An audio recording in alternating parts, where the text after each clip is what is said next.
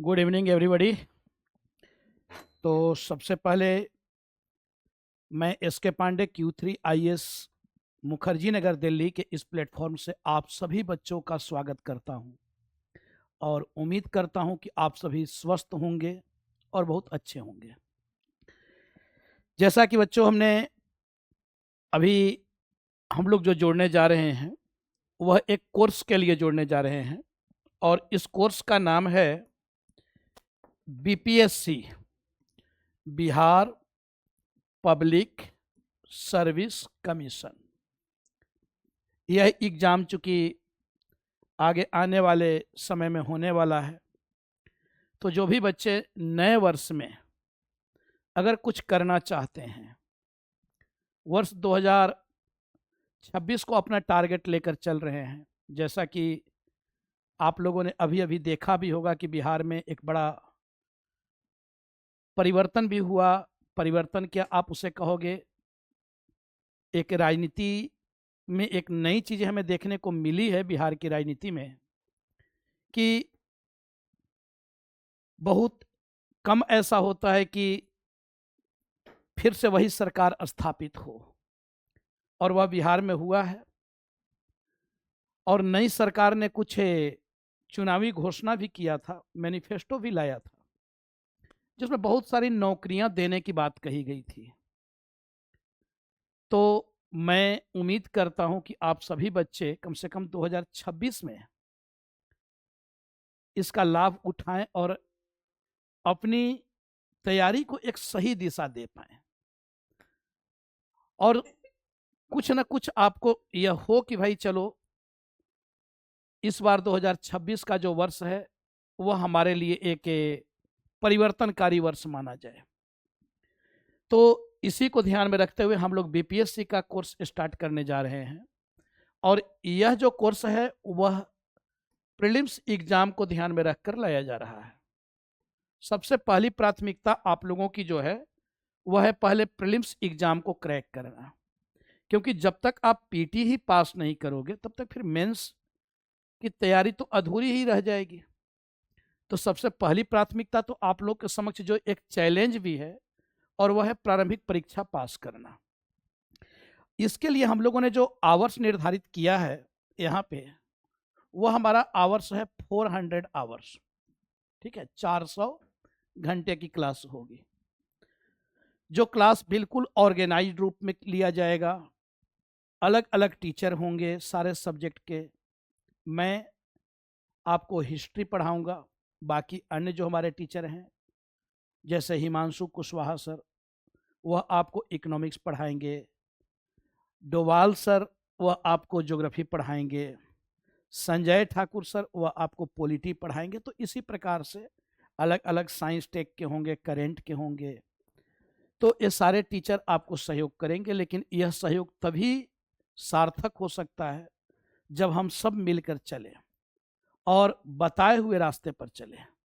मैं आपको यकीनन विश्वास दिलाता हूं कि अगर आप सही तरीके से इस क्लास को अगर आप पूरा कर पाते हैं तो प्रीलिम्स आपके लिए चुनौती नहीं रहेगा। अब ये आपको निर्णय लेना है कि क्या आप डेडिकेटेड हैं, क्या आप इस पूरे 400 घंटे के लिए जो कुछ भी दिया जाएगा, जो कुछ भी बताया जाएगा, क्या आप उसे पूरे करने के लिए आप सीरियस हैं या नहीं हैं। मैं एक चीज़ जरूर कहना चाहूँगा कि जो बच्चे सीरियस हों वही जुड़ेंगे। इसका ये मतलब नहीं कि फीस कम रखा गया है तो ऐसे ही चलो कोई भी आ जाए, क्योंकि उसमें टाइम वेस्ट होता है। और सीरियस बच्चों के साथ टीचर भी एक थोड़े कंफर्टेबल होते हैं। क्लास को हम लोग इस तरीके से ऑर्गेनाइज करके चल रहे हैं जिसमें कि हम लोग एक दूसरे से वार्तालाप भी कर सके, बातें भी कर सके। कुछ क्वेश्चन आपकी ओर से हो, कुछ डाउट्स आपकी ओर से हो, वह आप पूछ सकें और उसका उत्तर टीचर दे सकें। तो सबसे पहले मैं आप लोगों से थोड़ा सा कुछ पूछना चाहता हूं। क्या आप लोग हमारी आवाज़ को सुन पा रहे हैं सही से? आप लोग बोल सकते हैं, बोलने के बाद अपना म्यूट कर लेना। आप लोग जी सर, सुन सुन पा पा रहे रहे हैं। हैं? क्या नाम है बेटा आपका? सर प्रदीप कुमार। प्रदीप। चलिए, तो प्रदीप आपने एग्जाम दिया है या नहीं दिया है इसके पहले? इससे पहले आपने एग्ज़ाम नहीं दिया है। ये आपका पहला एग्ज़ाम होगा अभी, यानी जो फॉर्म फिलअप होगा आगे आने वाले समय में बीपीएससी का, वो आपका पहला एग्ज़ाम होगा। और कोई जी। और कोई बोलना चाहेंगे? बाकी लोग भी थोड़ा अपना इंट्रोडक्शन दे दीजिए, अपना नाम बता दीजिए, नाम ही काफ़ी है। अच्छा प्रदीप, आपकी क्वालिफिकेशन क्या है? सर मैं ग्रेजुएट। अच्छा, आप ग्रेजुएट हैं, ठीक है। कब आपने ग्रेजुएशन किया? मैंने सर 2024 में कंप्लीट किया है। अच्छा, 2024 में। कौन सी यूनिवर्सिटी से? एनजेपी वारी, एनजी। रोहिलखंड यूनिवर्सिटी बरेली। अच्छा, रुहेलखंड यूनिवर्सिटी बरेली, आप बरेली से हैं, तो आप बीपीएससी भी बीपीएससी देना चाह रहे हैं। और और भी कोई स्टेट आप यूपीपीसीएस भी देना चाहते हैं? हाँ सर, यूपीपीसीएस भी देना ठीक है। चाहता बस एक चीज़ है बिहार का, आपने देखा होगा कि बिहार का थोड़ा सा सिलेबस जो है ना, वो थोड़ा सिलेबस उस तरीके से डिजाइन किया गया है कि अगर इसमें आप थोड़ी तैयारी सही से कर लेते हैं तो रिजल्ट आपका पक्का हो जाता है। जैसे आप यूपीएससी है या स्टेट पीसीएस, खासकर यूपीपीसीएस है, तो यूपीपीसीएस पूरा यूपीएससी को ही फॉलो कर रहा है, तो वहाँ पे मेजर ऑफ सब्जेक्ट काफ़ी ज़्यादा हैं। यहाँ पे आपको पेपर में भी, मेंस में भी आप देखो तो 2 पेपर है, एक ऐसे का पेपर है, कुछ है नहीं। और प्रीलिम्स में भी आपका एक ही पेपर है ना? और वह पेपर भी आपको, यानी आप कह सकते हो कि इस पेपर में जो प्रीलिम्स का पेपर है वो कोई वैसा बहुत ज़्यादा डिजाइन नहीं किया गया, कॉन्सेप्चुअल बहुत ज़्यादा नहीं बनाया गया, थोड़ा फैक्चुअल बनाया गया है। और क्वेश्चन का स्टैंडर्ड भी उतना टफ नहीं होता है, लेकिन ऐसा नहीं है कि कोई भी इस एग्ज़ाम में सेलेक्ट हो जाए, पढ़ना तो सभी एग्ज़ाम के लिए पड़ेगा ही पड़ेगा। ठीक है प्रदीप, और दूसरा कोई, और कोई है?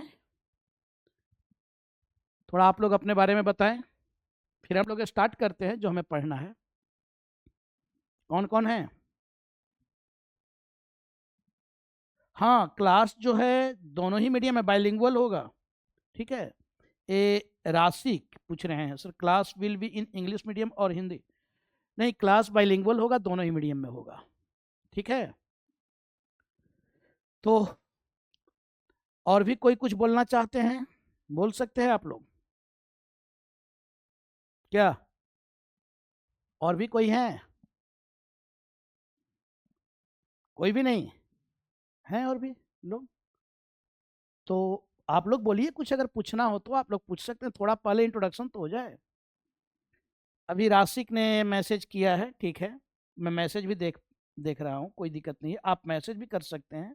अगर बोलने में कोई हेजिटेशन हो आपको, तो पहले तो हेजिटेशन को दूर कर लेना है, कोई घबराहट नहीं होनी चाहिए, बिल्कुल आपके अंदर कोई शर्माहट, घबराहट, इन सारी चीज़ों को आपको हटाना पड़ेगा, तब जाकर, अभी आप बोलने में ही चक रहे हो, कल के डेट में आप इंटरव्यू में कैसे फेस कर पाओगे?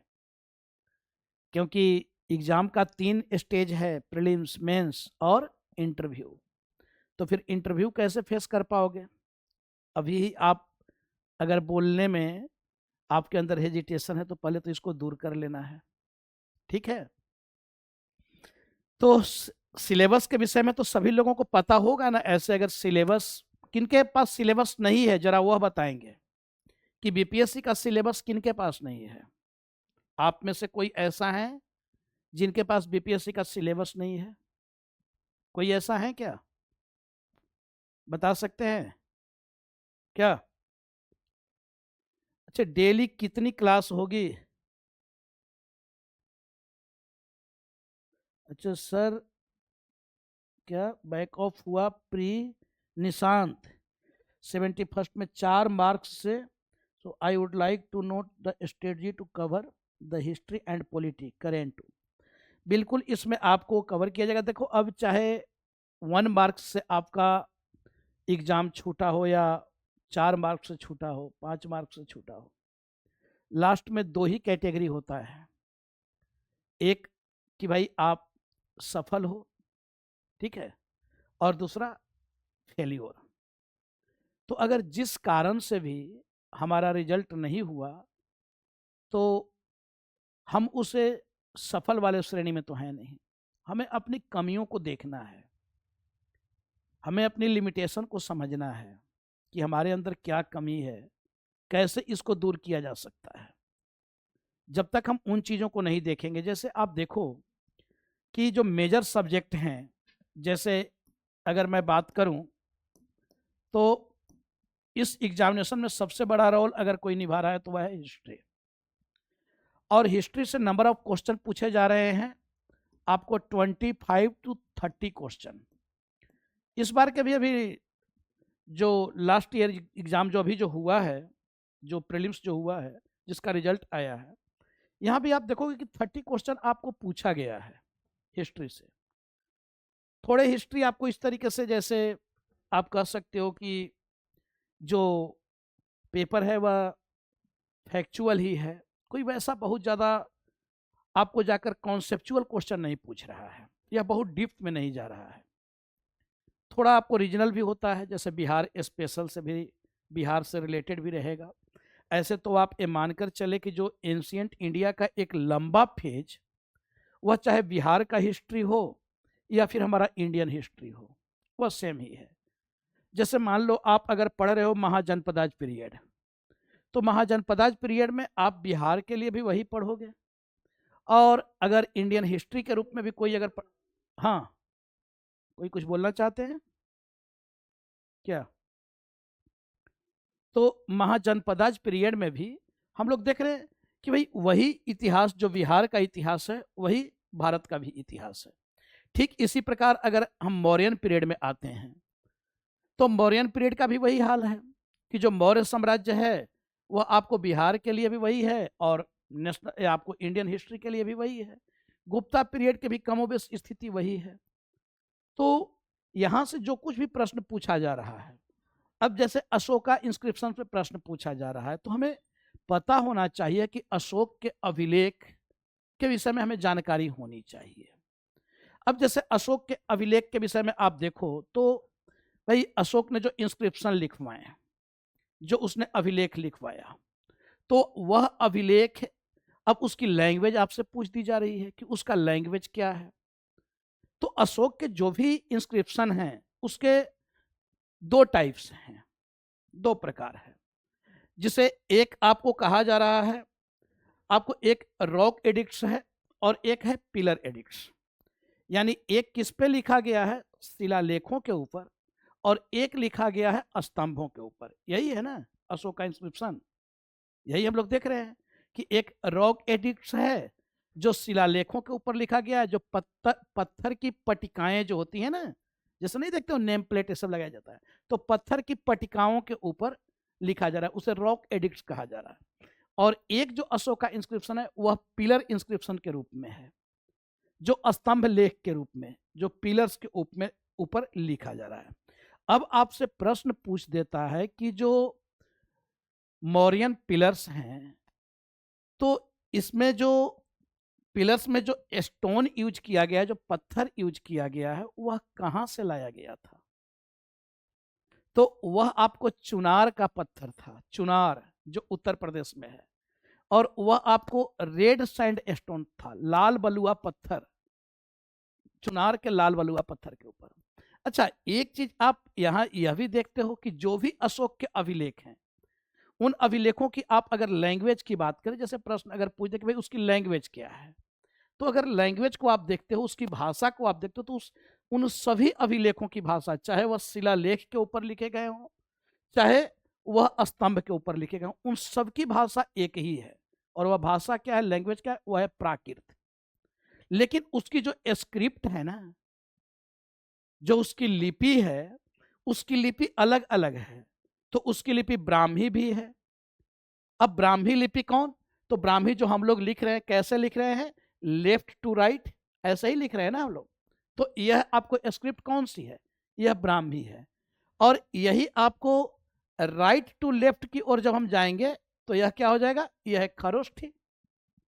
तो अशोक के अभिलेख की जो लिपि है वह ब्राह्मी, खरोष्ठी, आर्मेइक और ग्रीक जो यूनानी, यानी 4 स्क्रिप्ट हैं, अलग अलग क्षेत्र में, अलग अलग लिपियों में है, लेकिन सबकी भाषा, सबकी लैंग्वेज एक ही है।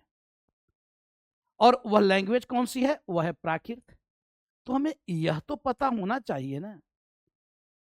अब प्रश्न इस तरीके से आपको पूछा जा रहा है। जैसे इसी बार अभी प्रश्न आपने देखा होगा कि एक प्रश्न आपको पूछा हुआ था, वह प्रश्न पूछा हुआ था लास्ट ईयर आपको, जैसे अभी जो प्रीलिम्स का एग्जाम हुआ था वह साइमन कमीशन पर ही प्रश्न पूछा था।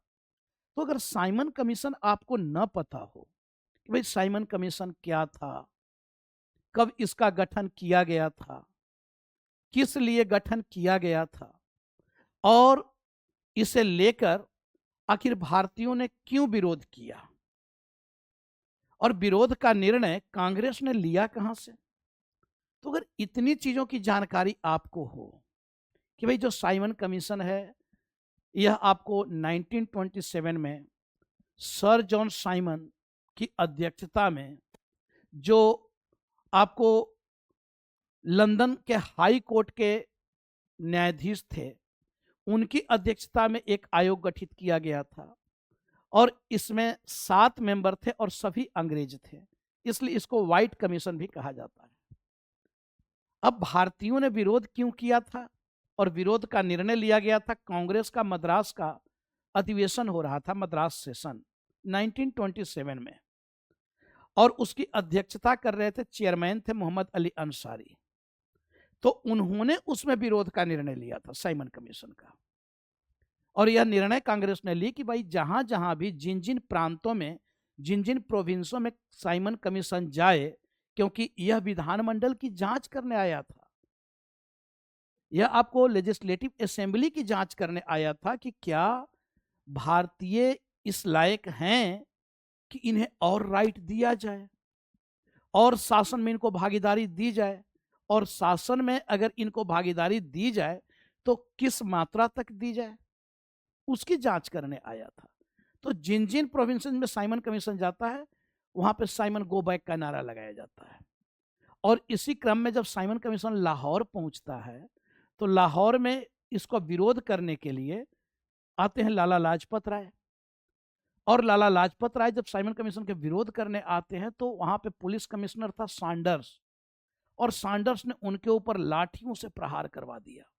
वह बीमारी की अवस्था में आए थे विरोध करने, और उसके बाद वह बुरी तरीके से घायल होते हैं, और उसके बाद उनकी मृत्यु हो जाती है।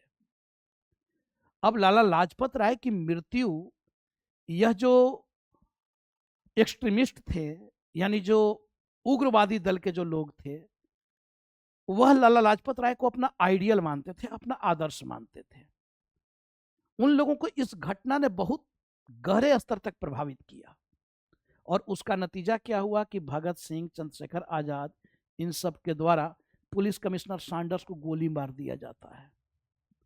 तो जब इन सारी घटनाक्रम को आप एक साथ जोड़कर चलोगे तभी समझ पाओगे ना, और तभी प्रश्न भी सॉल्व हो पाएगा।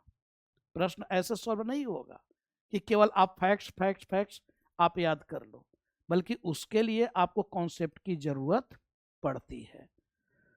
तो थोड़ा मैं जो आप लोगों से पूछ रहा हूं पहले वह बताएं, फिर मैं आता हूं कैसे हम लोग पढ़ेंगे और कितनी क्लासेज होंगी, कैसे हम लोग स्टार्ट करेंगे, इन सब पे आएंगे, क्या हमारी स्ट्रेटजी होगी, इन सब पे चर्चा करेंगे। मैं एक आध क्वेश्चन आप लोगों से पूछना चाहता हूं। सबसे पहले बताएं कि आपके पास बीपीएससी का सिलेबस है या नहीं है, किनके पास नहीं है वह बता दें। अपना नाम बताएं, आप लोग बोलकर भी बताएं कि क्या सिलेबस आपके पास है या नहीं। देखो आप लोग बोलोगे नहीं, बोलने में कुछ जा रहा है क्या? ऐसा तो नहीं है कि बोलने में रात दिन तो आप लोग बोलते ही होगे ना, तो कुछ बोलने में तो आपका कुछ नुकसान तो है नहीं। तो एक बार आप लोग बता सकते हैं कि किन के पास, मैं इसलिए पूछ रहा हूं कि पहले आपको सिलेबस प्रोवाइड कर दिया जाएगा, इसका कोई आपसे चार्ज नहीं लिया जा रहा है। आप जुड़े या न जुड़े, कम से कम सिलेबस तो आपके पास रहेगा। आपके पास यह तो होगा कि भाई क्या पढ़ना है, वह तो आपको पता चलेगा। तो किनके पास सिलेबस नहीं है? क्या सबके पास है? इसका सब लोग के पास में है, क्योंकि अगर सब लोग के पास में नहीं आता तो आपने सब लोग कुछ ना कुछ बोलते, हाँ, चुप है, इसका मतलब है सब लोग सब जानते सबके हैं। पास। अच्छा, सबके पास यानी सिलेबस है। आपका नाम क्या हुआ? मेरा नाम राहुल। राहुल। अच्छा ठीक है, तो चलिए बहुत अच्छी बात है। राहुल, बाकी लोगों के पास कोई मतलब है सिलेबस? ठीक है, आपके पास है ना राहुल, सिलेबस तो है ना? जी सर, सिलेबस भी है और जानकारी भी है और सब चीज़। चलिए, आपने एग्जाम दिया है? जी सर। अच्छा, अभी इस बार दिए थे आप? हाँ सर, किसी नहीं डिटेल्स से हुआ है, कोई बात, नहीं। कोई बात नहीं बेटा, अगर नहीं हुआ है तो कोई चिंता करने की बात नहीं है। एग्जाम देते देते ही लोग सीखते हैं। अब आपने एग्जाम दिया तो आपको अपनी कमियों का एहसास हुआ होगा, आपको लगा होगा कि शायद थोड़ा और मेहनत कर लिए होते, थोड़ी और इन चीज़ों को पढ़ लिए होते तो शायद सिलेक्शन हो जाता। क्या सामान्य तौर सर पर करें तो जो है ना साइंस, मतलब करें तो साइंस में जो है ना हाँ थोड़ा हाँ प्रॉब्लम हाँ, ठीक है। तो अब मान लीजिए कि ये प्रॉब्लम है, तो अब अगर 2 क्वेश्चन आप बता रहे तो 2 क्वेश्चन किसी और सब्जेक्ट से भी किया जा सकता था। थोड़ा अगर वैसी गुंजाइश, जैसे हिस्ट्री से भी 30 क्वेश्चन था, तो अगर यहीं आप ज़्यादा लीड लेते तब भी हो जाता, है ना। यानी हमें हर सब्जेक्ट पे फोकस करना है, मेरा कहने का मतलब ये है। तो हम लोग यहाँ पे जो क्लास को लेकर चलेंगे, तो क्लास को लेकर जब हम लोग चलेंगे तो क्लास में थोड़ी सी चीज़ों को हम लोग यहाँ पे ध्यान रखेंगे कि हमारी क्लासेज जो होंगी वह केवल क्लास करने के लिए नहीं होगा। इसमें जैसे एक तो आपको सबसे पहले आपको क्लास तो दिया ही जाएगा, और अभी स्टार्टिंग में एक क्लास आपको दी जाएगी जो 2 घंटे की क्लास होगी। टाइमिंग को लेकर मुझे नहीं लगता कि किसी को कोई इशू है, ये सबसे परफेक्ट टाइम है, क्योंकि यह ऐसा टाइम होता है जो सामान्य तौर पर चाहे कोई भी बच्चा हो वह इस टाइम का यूज नहीं कर पाता है, या तो वह घूमने में या तो किसी से बातचीत करने में, जो 5 PM से 7 PM के बीच का जो समय होता है, इस टाइम पे कोई भी यूज सही से कर नहीं पाता है। और ऐसा नहीं कि आप लोग घर में रह रहे हो इसलिए, बल्कि मैं तो देखता हूँ कि जो बच्चे दिल्ली में भी रह रहे हैं, जो यहाँ रह रहे हैं घर से उतनी दूर आकर, वे भी इस टाइम का यूज नहीं करते हैं। वे भी या तो चाय पीने में इस टाइम को वेस्ट कर देते हैं, या तो फिर दोस्तों के साथ घूमने में। तो यह एक सबसे परफेक्ट टाइम है कि आप बाकी टाइम निकाल कर पढ़ सकते हो, ये वाला टाइम जो आपको यूज में ही नहीं था ये आपका यूज में हो जाएगा। तो टाइम को लेकर हमारा यह जो रखा गया है, इसी को ध्यान में हम रखकर हम लोगों ने इस टाइम को रखा है। अब इसमें क्लास के साथ साथ क्या दिया जाएगा, तो इसके साथ साथ आपको यहाँ पे नोट्स भी प्रोवाइड किया जाएगा, ठीक है, जो प्रिंटेड फॉर्मेट में होगा। इसके साथ साथ फिर हम लोग टॉपिक वाइज जैसे जो भी चल रहा है, तो आप देखोगे कि यहाँ पे टॉपिक वाइज आपका टेस्ट होगा, टॉपिक वाइज आपका टेस्ट होगा। जैसे मान लो जो भी टॉपिक लिया गया, आज अगर पढ़ाया गया, सपोज दैट मान लो कि इंडस वैली सिविलाइजेशन पढ़ाया गया, सिंधु घाटी की सभ्यता, तो जब सिंधु घाटी की सभ्यता पढ़ाया जाएगा तो इससे रिलेटेड आपको क्वेश्चन दिया जाएगा, एक टेस्ट लिया जाएगा, ठीक है। उसके बाद फिर फुल लेंथ टेस्ट होगा, वह आपको फुल लेंथ टेस्ट होगा, फुल लेंथ टेस्ट। तो इस प्रकार से एक एक करके हम लोग सब्जेक्ट को कंप्लीट करते जाएंगे। यानी आपकी पढ़ाई कुछ इस तरीके से होनी चाहिए कि बार बार की जो पढ़ने की जो प्रवृत्ति है उससे आप बाहर निकलें। एक टेस्ट का मतलब क्या है कि आप अपने आप को इवेलुएट कर पा रहे हो कि भाई आपकी तैयारी किस लेवल की है। आपने जो पढ़ा तो, लेकिन पढ़ने के बाद भी आपसे क्यों गलती हो रहा है। इसमें एक चीज और हम लोग ऐड करेंगे और वह है PYQ, प्रीवियस ईयर क्वेश्चन। क्योंकि बिना प्रीवियस ईयर क्वेश्चन किए चाहे किसी भी एग्जाम में आप देखो, सफलता लेना बहुत मुश्किल है बच्चों। PYQ से बहुत कुछ हमें सीखने को मिलता है। जो प्रीवियस ईयर क्वेश्चन होता है ना, इससे हम बहुत कुछ सीखते हैं। एक तो इससे हम यह सीखते हैं कि भाई जो इसमें क्वेश्चन है, एक तो हमें पता चलता है कि टॉपिक का पता चलता है। मान लो अगर क्वेश्चन बार बार पूछा जा रहा है, अगर मौर्यन आर्किटेक्चर पे, मौर्य स्थापत्य कला पे या मौर्यन एडमिनिस्ट्रेशन पे आपने 10 साल का क्वेश्चन उठाया और उस 10 साल के क्वेश्चन में आप बार बार देख रहे हो कि 4 से 5 साल आपको मौर्यन स्थापत्य कला या मौर्य प्रशासन या मौर्यन लिटरेचर, मौर्यकालीन साहित्य, चाहे वह मेगास्थनीज का इंडिका हो या कौटिल्य का अर्थशास्त्र हो, अगर बार बार इस पे क्वेश्चन 4 से 5 बार पूछा गया है तो क्या यह आपकी ड्यूटी नहीं बनता है कि आप इस टॉपिक को थोड़ी और अच्छे से देखें? क्योंकि यह बार बार पूछा जाना यह संकेत करता है कि भाई यह इंपॉर्टेंट टॉपिक है बीपीएससी के लिए। अगर 4 से 5 साल पूछा है इस पर तो आगे भी इससे पूछा जा सकता है। तो जब ऐसे करके हम लोग हर सेक्शन से अगर 30-40 टॉपिक ऐसे निकाल लें, मान लो हर सेक्शन हर सब्जेक्ट से एंशिएंट से कुछ ऐसे टॉपिक निकाल लें, मिडाइवल से कुछ ऐसे टॉपिक निकाल लें, मॉडर्न से कुछ ऐसे टॉपिक निकाल लें, आर्ट एंड कल्चर से कुछ ऐसे टॉपिक निकाल लें, तो इससे यह तो हो जाएगा कि अब हिस्ट्री से रिलेटेड जो प्रश्न पूछा जाएगा वो हमारे रेंज से बाहर नहीं होगा। यानी आपको बार बार फिर उन्हीं चीजों को रिवीजन करना है।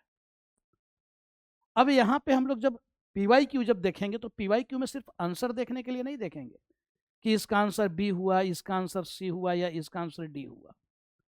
हमारा जो पीवाईक्यू कराने का उद्देश्य होगा उसमें पीवाईक्यू में हम लोग आगे उससे बनने वाले क्वेश्चन की कैसे और इस पे क्वेश्चन फॉर्मेट किया जा सकता है, हम लोग उस पे फोकस करेंगे कि आगे यहां से और क्या प्रश्न बन सकता है, क्या पूछा जा सकता है। तो पीवाईक्यू का उद्देश्य हमारा वह होगा। तो हम लोग इस तरीके से यहाँ पे सब्जेक्ट को लेकर चलेंगे। अब जैसे मान लो कि किसी भी सेक्शन से हम लोग स्टार्ट करते हैं, अगर हिस्ट्री की ही बात है तो हिस्ट्री अगर हम लोग एंशिएंट इंडिया से स्टार्ट करते हैं तो एंशिएंट इंडिया से स्टार्ट करते हैं तो सबसे पहले तो हमें पता चलना चाहिए कि भाई इस एंशिएंट इंडिया में इसमें सबसे पहले हमें पढ़ना क्या क्या है, हमें यह तो पता चलना चाहिए ना कि क्या क्या पढ़ना है हमें। प्राचीन भारत में हम लोग क्या क्या पढ़ेंगे, तो यहाँ पे अगर हम लोग देखें कि प्राचीन भारत में हम लोग पढ़ेंगे क्या, तो टॉपिक जैसे अब जो महत्वपूर्ण जो भी टॉपिक है, एक बेसिक जो आप कह सकते हो कि लेक्चर प्लान हमें पता होना चाहिए कि कल हमें क्या पढ़ना है। ये इसलिए कि लेक्चर प्लान सबसे इंपॉर्टेंट है बच्चों। अगर आपके समक्ष लेक्चर प्लान है तो आपको पता होता है कि अगले दिन आज अगर इस टॉपिक पे क्लास हुई है तो कल कौन से टॉपिक पे क्लास होगी। उसके बाद फिर आपका एक ड्यूटी हो जाता है कि उस टॉपिक को स्टार्ट होने से पहले आपके पास जो कुछ भी सोर्सेस है, जो भी नोट्स है, जो भी बुक्स है, नहीं है तो आप मांग लो, खरीद लो और उसको देखो जरूर एक बार। और उसके बाद जब आप क्लास में बैठोगे ना, उसके बाद जब आप क्लास करोगे तब आप थोड़ी बेहतर स्थिति में रहोगे, थोड़े कंफर्ट जोन में रहोगे। तो इसलिए सबसे पहले लेक्चर प्लान की जानकारी हमें होनी चाहिए। अब जैसे लेक्चर प्लान में मान लो एंशिएंट इंडिया है, तो एंशिएंट इंडिया में सबसे पहले हम लोग यहाँ पे जो देखेंगे वह देखेंगे स्टोन एज यानी पाषाण काल। सबसे पहले हम लोग इसके विषय में देख लेंगे। अब ऐसा नहीं कि स्टोन एज पे हम लोग बहुत ज़्यादा यहाँ पे कोई रिसर्च नहीं करने जा रहे हैं, यहाँ कोई रिसर्च हम लोग नहीं करने वाले हैं। जो मेजर चीज़ें हैं कि भाई स्टोन एज क्यों कहा जा रहा है, यहाँ से हमें कौन से टूल्स मिल रहे हैं, कौन से औजार मिल रहे हैं, ये पूरा जो स्टोन एज है इसके कितने फेज हैं। अब जैसे फेज की बात करें तो इसमें हम लोग देखते हैं कि भाई यह स्टोन एज जिसमें palaeolithic age, mesolithic age, neolithic age, यही है ना, जिसे कहा जा रहा है आपको पूरा पाषाण काल, मध्य पाषाण काल और नव पाषाण काल, यही है। अब इस पूरा पाषाण काल में भी उसे भी 3 फेज में डिवाइड किया गया है, जिसमें आपको निम्न पूरा पाषाण काल, लोअर पैलियोलिथिक एज, मध्य पूरा पाषाण काल, मिडिल पैलियोलिथिक एज, उच्च पूरा पाषाण काल, अपर पैलियोलिथिक एज। तो जब आप यहाँ देखते हो स्टोन एज में, मान लो कि अब इसी में अगर हम लोगों ने देखा कि भाई यह जो स्टोन एज है तो इसे 3 पार्ट में डिवाइड किया गया। हम बहुत ज़्यादा यहाँ पर रिसर्च नहीं करेंगे, हमें एग्जाम ओरिएंटेड पढ़ना है। हमें यह पता होना चाहिए कि यहां से जो प्रश्न पूछा जाएगा वह क्या पूछा जाएगा। ऐसा तो है नहीं कि सारा क्वेश्चन कोई इसी से बीपीएससी पूछने वाला है, लेकिन प्रश्न कहां से पूछा जा सकता है वह पकड़ हमारे रेंज में होनी चाहिए। तो अब जैसे स्टोन एज में है, तो स्टोन एज में आपने देखा कि भाई यहाँ पे 3 फेज है, और 3 फेज वह है आपको पैलियोलिथिक एज, ठीक है, मेसोलिथिक, मेसोलिथिक और नियोलिथिक। अब इसे ही क्या कहा जा रहा है, पूरा पाषाण काल। इसे ही कहा जा रहा है पूरा पाषाण काल। इसे कहा जा रहा है मध्य पाषाण काल, मध्य पाषाण काल, और इसे कहा जा रहा है नव पाषाण काल, नव पाषाण काल, ठीक है, नियोलिथिक एज। अब स्टोन एज क्यों, क्या यह युग पत्थर का था? ऐसा तो नहीं था। चूंकि मनुष्य की जो निर्भरता थी, हमारी जो डिपेंडेंसी थी, वह सब किस पे डिपेंड थी? सारी चीजें वह पत्थरों पे डिपेंड थी। इसलिए इस फेज को हम स्टोन एज कहते हैं। क्योंकि हमें शिकार भी जो करना होता था वह इन्हीं पत्थर से, हमें रहना जो होता था वह इन्हीं पत्थरों में हमें निवास भी मिला था, आश्रय भी मिला था। हमारी पूरी निर्भरता इसी पे डिपेंडेंट थी। इसलिए इस फेज को क्या कहा गया? Stone age. अभी चूंकि शुरुआती फेज है, यह शुरुआती फेज है, अब इसका कालक्रम कोई नहीं पूछा जाता है, टाइम फेज नहीं पूछा जाता है। अगर टाइम फेज की हम बात करें तो यह माना जाता है कि अर्ली टू आपको 10,000 बीसी, यह सामान्य तौर पर यह माना जाता है कि प्रारंभ से लेकर और 10,000 ईस्वी पूर्व तक, अलग अलग किताबों में कहीं 8800 भी होगा, कहीं 8500 भी ईस्वी पूर्व भी होगा। तो ऐसा कोई टाइम फेज आपसे कभी नहीं पूछा जाएगा। तो यहां आप देख रहे हो कि अर्ली टू 10,000 बीसी, प्रारंभ से लेकर 10,000 ईस्वी पूर्व, और यह है आपको मेसोलिथिक एज जो मध्य पाषाण काल है, यह 10,000 बीसी टू 6,000 बीसी, ठीक है। और कहीं आपको 10,000 बीसी टू 6,000 बीसी, और यह है आपको 6,000 बीसी 6,000 ईस्वी पूर्व से लेकर 3,500 ईस्वी पूर्व। यानी जब से मानव सभ्यता की शुरुआत हुई, जब से सृष्टि का निर्माण हुआ है, तब से इतिहास को हम देखते चलेंगे। अब पूरा यह जो फेज है, ये पूरा ये जो फेज है, जिसे हमने कहा कि अर्ली टू यानी प्रारंभ से लेकर जब से सृष्टि का निर्माण हुआ तब से लेकर और कहां तक? 10,000 ईस्वी पूर्व। और इस फेज में भी, इसे भी 3 फेज में डिवाइड किया गया, इसे भी 3 फेज में डिवाइड किया गया। कौन कौन सा भाई? तो इसमें आप देखते हो कि lower palaeolithic age, lower palaeolithic age, यानी इसे क्या कहा जा रहा है? निम्न पूरा पाषाण काल, ठीक है।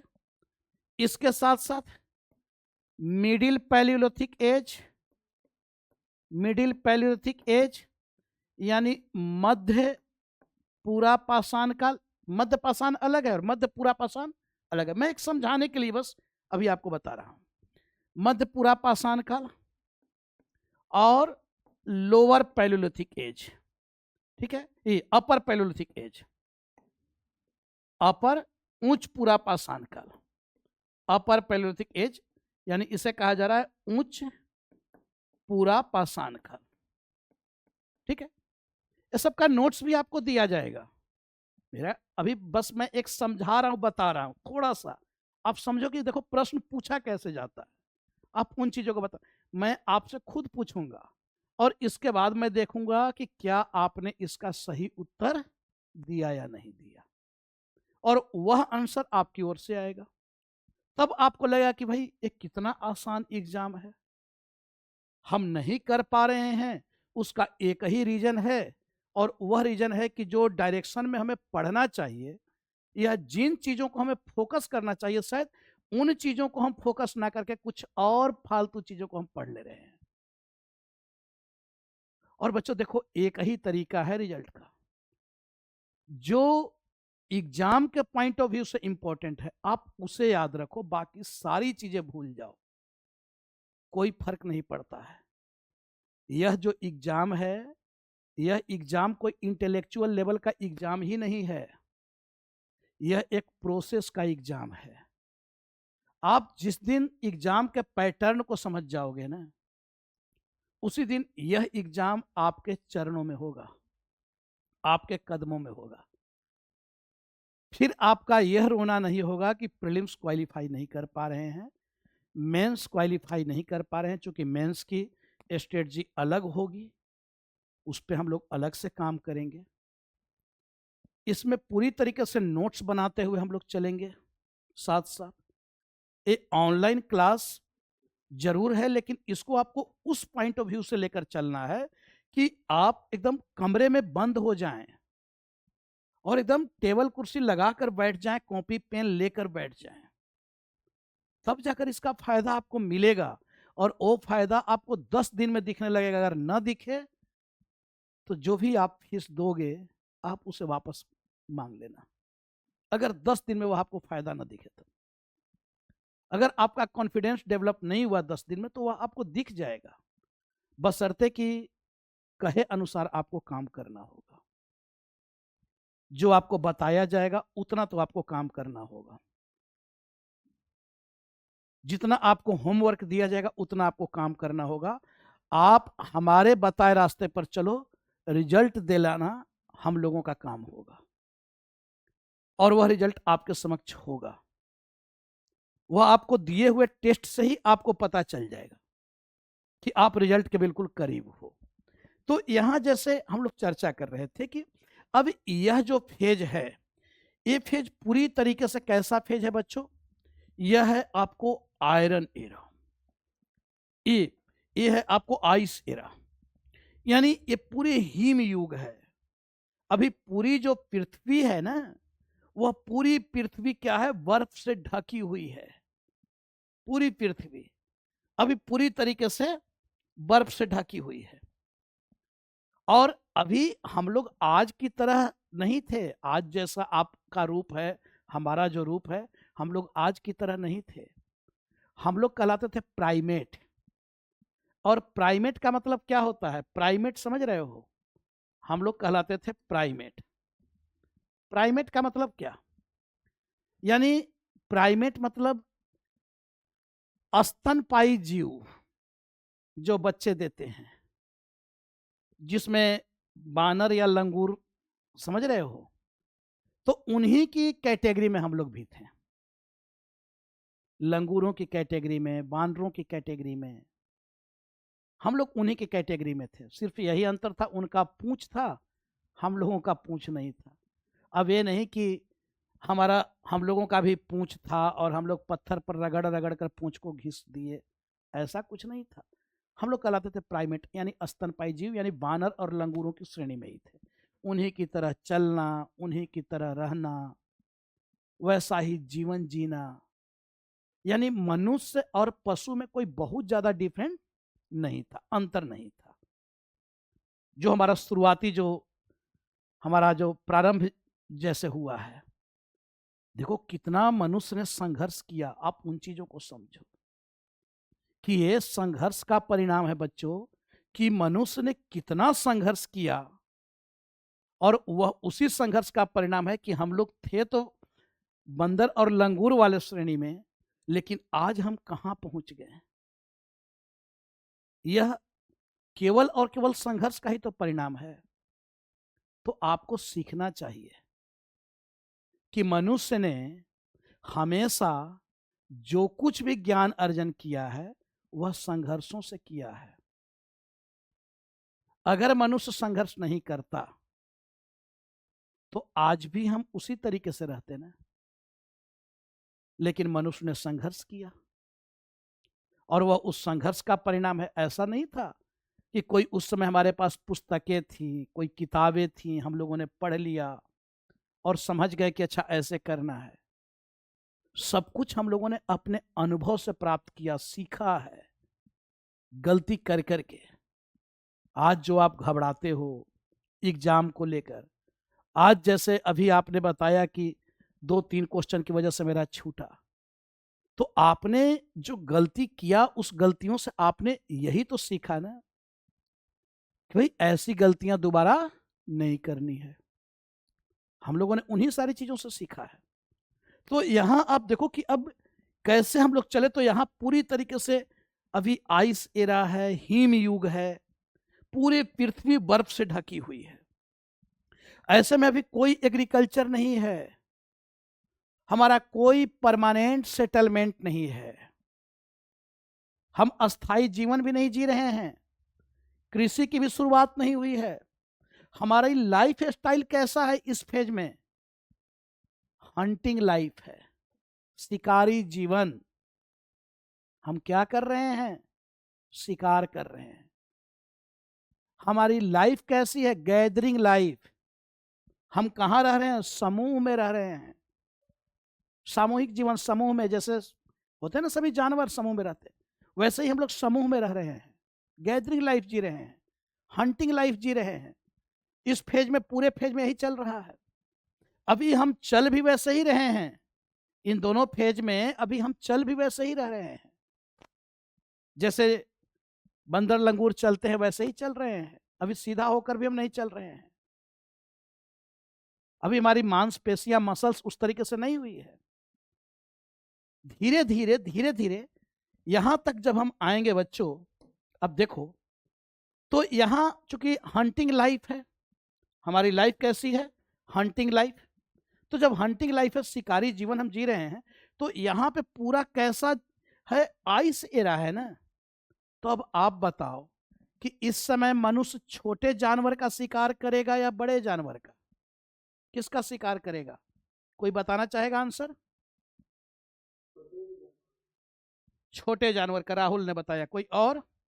कोई और बताना चाहेंगे? बताओ बेटा, आंसर बताओ। देखो मैं बार बार कह रहा हूं, मत शर्माओ यार। क्यों शर्मा रहे हो? क्यों घबरा रहे हो बोलने में? और कोई बताना चाहेंगे क्या? ख्याति, ख्याति, और कोई बताना चाहेंगे आप में से? कोई भी नहीं? चलिए, तो राहुल आपने बताया छोटे जानवर का। अच्छा ये बताओ, जब पूरी पृथ्वी बर्फ से ढकी हुई, क्या? अच्छा, छोटे जानवर, ठीक है।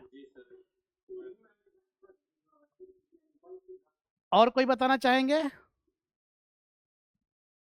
ठीक है, बोलो। देखो बोलोगे तभी कुछ सीखोगे। अब तो कम से कम हम लोग इस फेज में आ चुके हैं कि अब तो बोल सकते हैं ना। या स्टोन एज में हो आप लोग? उस एज में तो नहीं हो ना, पाषाण काल में। तो हम लोग कैसे जानवर का शिकार कर रहे हैं? कैसे? छोटे जानवर आप लोगों ने बोला। अब खुद सोचो थोड़ा सा, यही प्रश्न अगर आपसे पूछ देगा तो आपने गलती कर दिया ना। हमने बताया कि ये पूरा कैसा फेज है, कैसा युग है? कैसा युग है? पृथ्वी किससे ढकी हुई है? पूरे बर्फ से ना। अब बर्फ से जब पूरी ढकी हुई है पृथ्वी, तो इसमें छोटे जानवर बर्फ से निकल पाएंगे बाहर क्या? बड़े जानवर ही निकलेंगे ना। कैसे जानवर निकलेंगे? बर्फ से बाहर वही निकलेगा ना जो थोड़ा मजबूत होगा। जैसे नहीं देखते हो, जैसे अभी आपने पढ़ते हो गया, न्यूज में देखते हो, टीवी में देखते होगे कि जम्मू कश्मीर में एक डल झील है। देखे हो उसको? टीवी में तो देखे ही होगे। और डल झील, पूरा डल झील क्या हो जाता है? पूरा अभी एकदम वो जम जाता है ना बर्फ से। और अब उसमें जो छोटे जो जीव जंतु हैं, क्या वह बर्फ से बाहर निकल पाते हैं? बाहर नहीं निकल पाएंगे।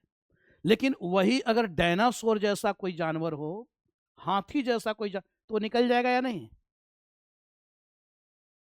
अब हमारे पास खाने के लिए हम और कुछ तो है नहीं, खेती तो हम कर नहीं रहे हैं, कोई फल फूल तो अभी है नहीं वैसा।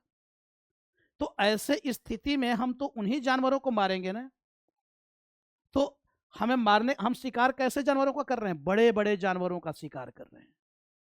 और बड़े जानवरों का शिकार आप अकेले कर पाओगे क्या? उसके लिए आप क्या करोगे? समूह में जाओगे ना, उसके लिए आप समूह में जाओगे। बड़े जानवर को मारने के लिए आप कैसे शिकार करोगे? बड़े जानवर को कैसे मारोगे? छोटा पत्थर से या बड़े पत्थर से? कैसे पत्थर से मारोगे? उसके लिए आपके औजार कैसे होने चाहिए? बड़े होने चाहिए। तो जो पूरा पाषाण काल का जो औजार होगा वह छोटा होगा या बड़ा होगा? बड़ा होगा, क्योंकि बड़े जानवर का शिकार करना है। तो यहाँ के जो भी औजार हमारे थे वह बड़े बड़े थे। हैंड एक्स, क्लीवर, ये सारे हमारे औजार थे जो काफी बड़े बड़े थे, क्योंकि उन्हीं बड़े औजारों से हम बड़े जानवर का शिकार कर पाते थे। लेकिन खतरा भी था, कभी हम खुद शिकार हो जाते थे। तो ऐसे में हम समूह में जाते थे। तो हमारी लाइफ स्टाइल कुछ इस तरीके से है। लेकिन यहां तक आते आते इसी चरण में, पूरा पाषाण काल के ही अंतिम चरण जो कौन सा है? ऊंच पूरा पाषाण काल। अब इस फेज तक आते आते मानव जीवन में, ह्यूमन लाइफ में एक बड़ा चेंजिंग हो रहा है। और चेंजिंग क्या हुआ बच्चों?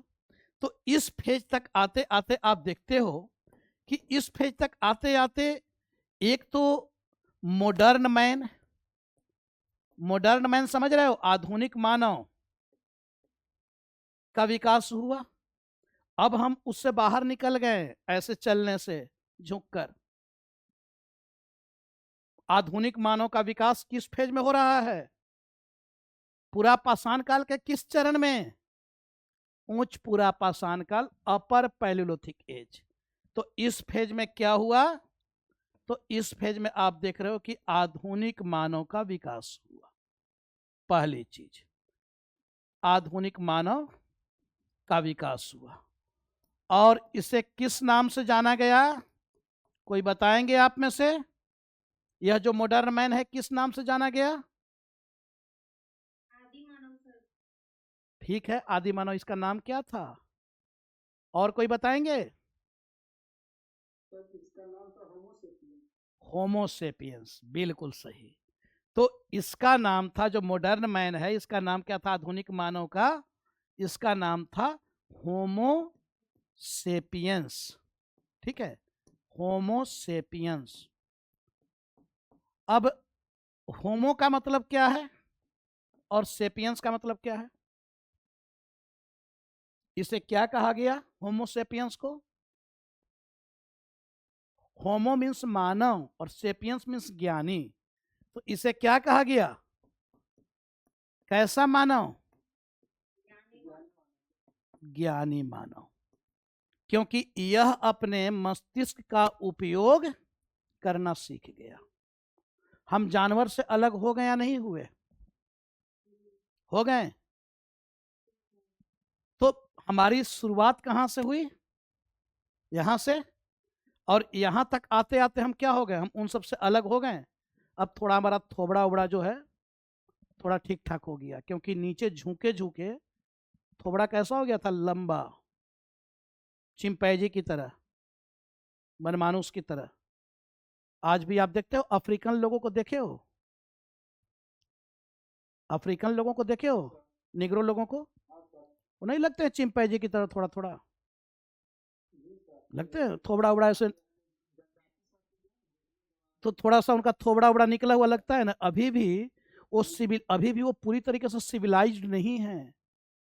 आज भी आप अफ्रीका में देखोगे कि भाई आज भी वे लोग आदमी को मार डालते हैं, खा जाते हैं। आज बहुत सारे हमारे ट्राइबल एरिया में भी क्या होता है? मार दिया जाता है। आपको पता होगा एक चीनी यात्री आया था। ऐसे तो 3 चीनी यात्री आए थे जो बौद्ध धर्म के अध्ययन करने के लिए, और सब बिहार गए हैं। उसमें से एक था फाहियान। फाहियान नाम सुने हो? फाहियान का? और ये फाहियान किसके समय आया था, कोई बताएंगे आप में से? चंद्रगुप्त द्वितीय। चंद्रगुप्त द्वितीय के समय में, बहुत सही। और एक था वेनसांग आया था उसके बाद, ये किसके समय आया था? वर्धन के समय। हर्षवर्धन के समय, बहुत अच्छा। तो ये आप देखते हो कि जो वेनसांग आता है, तो वेनसांग आपको बहुत सारे भारत के अलग अलग क्षेत्र में भी जाता है। एक बार जब यह नॉर्थ ईस्ट गया था ना, तो इसको पकड़ लिए थे सब ट्राइब्स, और पकड़कर इसको बलि देने वाले थे, क्योंकि जनजातियों में होता है ना बलि प्रथा, नरबलि प्रथा होता है ना जनजातियों में, तो इसको बलि देने वाले थे। लेकिन उसी समय किसी का नजर पड़ गया कि इसका एक जो अंगूठा था वह कटा हुआ था, तो किसी को नजर पड़ा कि भाई इसका अंगूठा कटा हुआ लग रहा है, बलि पहले दे दिया गया। जैसे आज भी हम लोग के कल्चर में होता है ना कि बकरा उकरा का बलि देना होता है, तो कभी दाना चरा के और तलवार उलवार उसको गर्दन पर सटा के छोड़ दिया जाता है ना, कि चलो बाद में काट देंगे, ऐसा होता है ना। तो कानून काटते हाँ, कानून काट के छोड़ दिया जाता है कि मतलब बलि दे दिया गया, इसको बाद में काटा जाएगा। तो ऐसे ही वेनसांग को वो बच गया, उसका अंगूठा कटा हुआ था एक, और उन ट्राइब्सों ने देख लिया, और देख लिया तब जाकर उसको छोड़ा, नहीं तो उसी दिन उसका यात्रा वृत्तांत यहीं समाप्त हो जाता। जो उसने लिखा था ना वेनसांग, क्या लिखा था अपनी यात्रा वृत्तांत? की।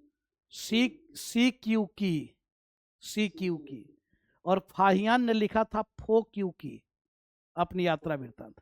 ठीक है, तो यह आप देखते हो कि अब हम लोग यहाँ पे आके क्या हो गए, तो इस फेज में जब हम आते हैं, पूरा पाषाण काल के ही अंतिम चरण उच्च पूरा पाषाण काल में, एक तो आधुनिक मानव का विकास हुआ, और वह होमोसेपियंस, यानी होमोसेपियंस का उद्भव किस फेज में हो रहा है? तो उच्च पूरा पाषाण काल में, अपर पैलेयोलिथिक एज में। और इसके साथ साथ एक और विकास हुआ बच्चों, वह है पेंटिंग। पेंटिंग, अब यह जो पेंटिंग यानी जो चित्रकला है, चित्रकला, अब आपसे पूछा जाएगा कि चित्रकला का विकास किस काल में हुआ? पूरा पाषाण काल के किस चरण में? उच्च पूरा पाषाण काल में। और पहली जो चित्र हमें प्राप्त हुई वह कहां से? भीमबेटका। भीमबेटका नाम सुने हो? कहाँ है भीमबेटका? भीमबेटका है कहाँ? यह है मध्य प्रदेश, भीमबेटका। और यहां से कैसा चित्र हमें मिला? Cave painting. कैसा चित्र मिलता है?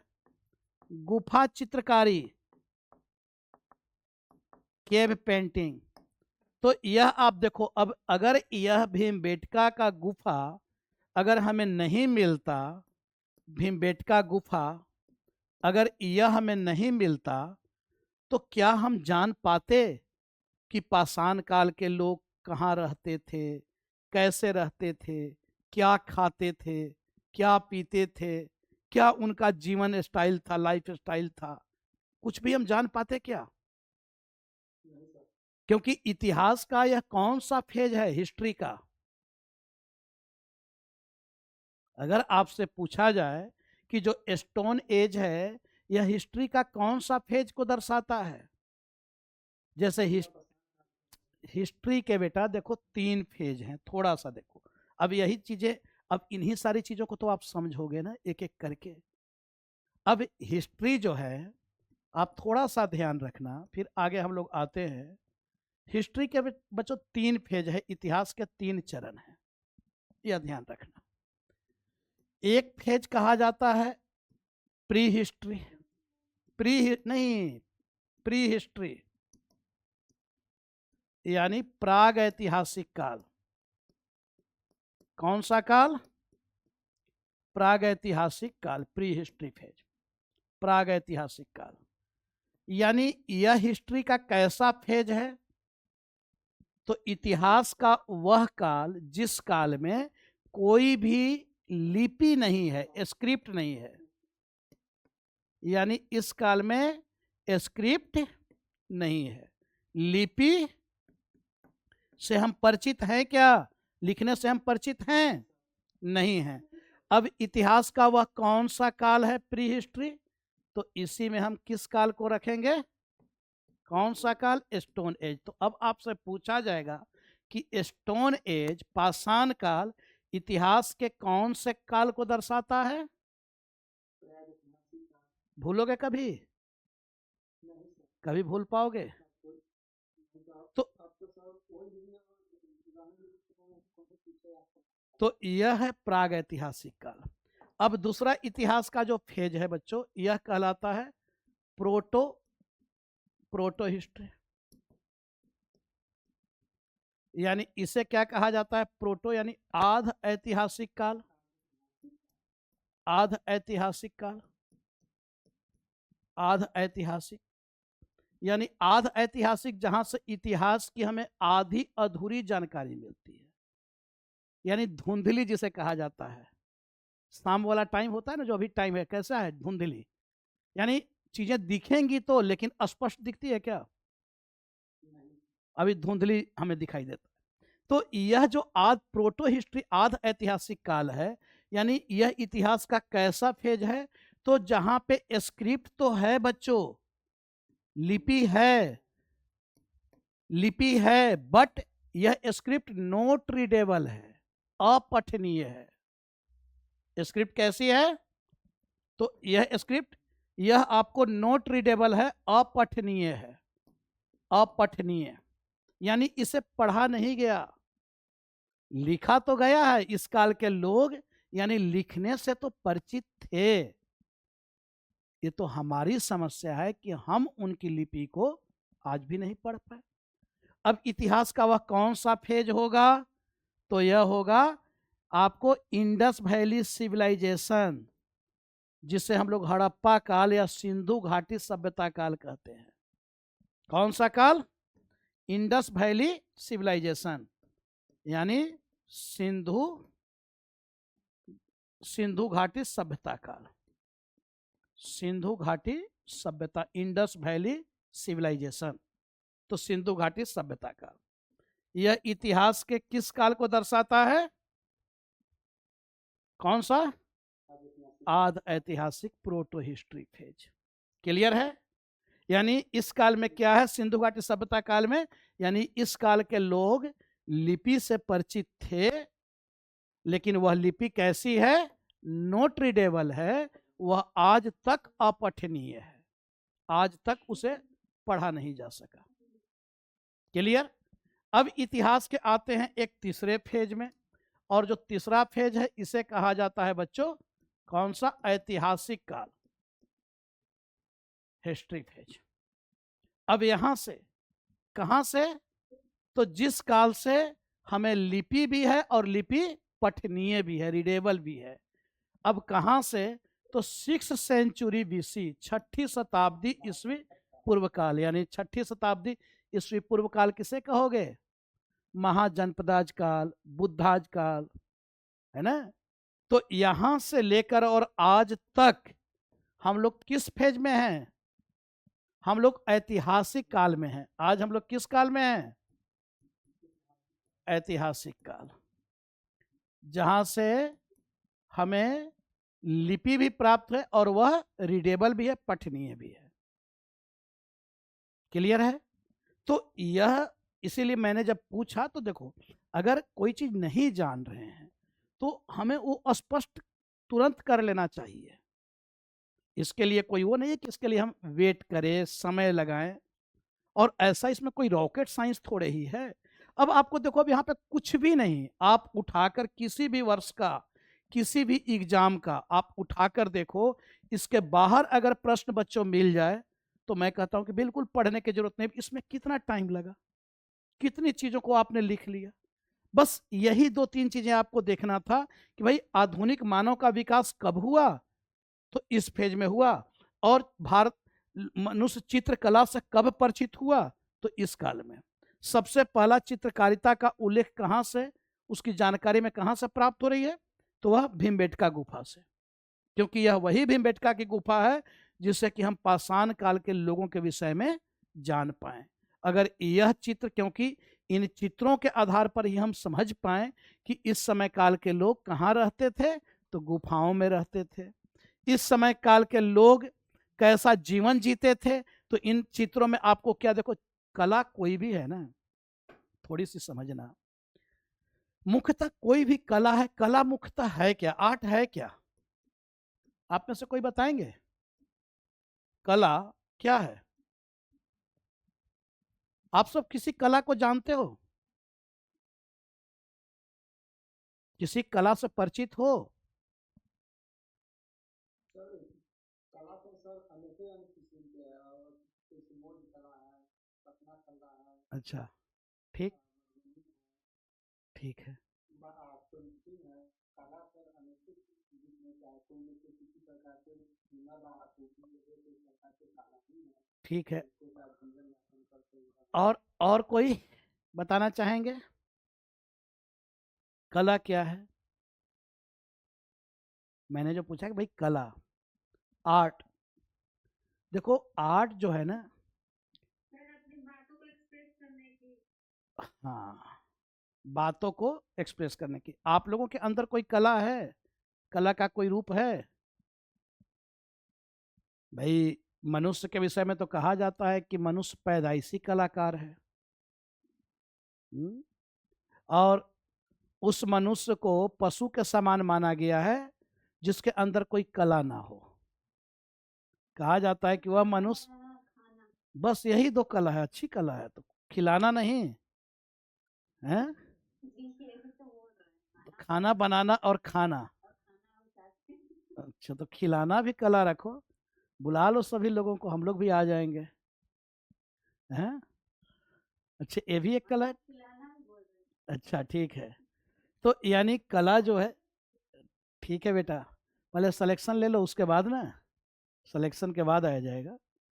तो यहाँ आप देखो कला, अब जैसे मैंने पूछा कि भाई कला क्या है, तो कला यानी मनुष्य की भावनाओं को, विचारों को व्यक्त करने का एक माध्यम है। यानी कोई भी मनुष्य अपनी भावना, अपने विचार, इमोशन, फीलिंग, चाहे किसी न किसी रूप में उसको क्या करता है, वो प्रेजेंट करता है, व्यक्त करता है, और वही आर्ट है। कोई चित्र बना के कर देता है, मान लो कभी किसी को याद आई, तो वह क्या करता है, वह चित्र बना देता है। आप लोगों ने भी कभी ना कभी ऐसा किया होगा कि पढ़ रहे हो, पढ़ते पढ़ते अचानक उसी किताब में किसी की याद आ गई और आपने चित्र बना दिया, आपको पता भी नहीं चला कि आप कर क्या रहे हो। फिर अचानक आपका होश टूटता है, तब तक तो आपने नाक मुंह बना दिया उसका, है ना, कुछ इस तरीके से आपने बना दिया, पता भी नहीं चला। फिर अचानक लगता है कि अच्छा ये क्या कर दिया। या मान लो कि आप कहीं से गुजर रहे हो, आपके मन की म्यूजिक बजने लगे, और आप पता चला बस में हो, ट्रेन में हो, फ्लाइट में हो, और आपके मन का म्यूजिक बजने लगे। जैसे मान लो कि अब पवन सिंह का कोई गाना, जिसका भी आप सुनते होगे, कलुआ है जो भोजपुरी सिंगर, यही सब है ना, है खेसारी, निरहू, यही सब है। अब किसी का मान लो अगर बजने लगे आपके मन लायक गाना, तो अब ऐसा तो है नहीं कि आप बस में हो, वहीं पे खड़ा होकर नाचने लगोगे, लेकिन आपके अंदर वह जो डांस की जो है ना भावना, वो जग उठी, तो आप क्या करोगे, बैठे बैठे अपना हाथ पैर लोग नहीं हिलाने लगते हैं, वहीं ताल लगाने लगते हैं। तो आपने अपनी भावना को क्या कर दिया, व्यक्त कर दिया।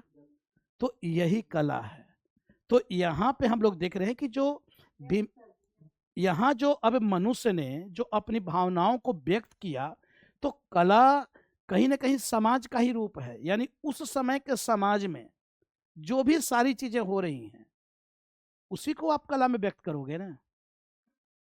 जैसे आज कोई भी मूवी आप देखते हो, तो आज के मूवी आप आज के समाज के अनुरूप ही तो देखते हो ना। जैसे पहले का मूवी आप देखते होगे, तो पहले एक कहावत था कि भाई नाग नागिन का इच्छाधारी नाग, इच्छाधारी नागिन, तो मूवी में वही बनाया जाता था ना, वैसा ही बनता था, नाग नागिन वाला मूवी, इच्छाधारी नाग और नागिन वाला। लेकिन आज वह मूवी चल रहा है क्या? आज वैसा मूवी नहीं, आज के समाज के अनुरूप मूवी बनाया जाता है। तो यहाँ पे इस समय जो पेंटिंग जो इन लोगों ने किया, वह क्या पेंटिंग करेंगे, उनकी क्या भावना, क्या विचार होगी, जैसा जीवन जिएंगे। तो इस समय जो शिकार वे किया करते थे, जैसे शिकार वे करते थे, उन्हीं सारी चीज़ों को इन लोगों ने व्यक्त किया। इस समय पता चला कि भाई इस समय के लोगों को यानी मेल और फीमेल की भी जानकारी थी, पुरुष और महिला के भी चित्र बनाए गए हैं, और पुरुष और महिला के चित्रों में शारीरिक जो संरचनाएं होती हैं वह अलग होती हैं।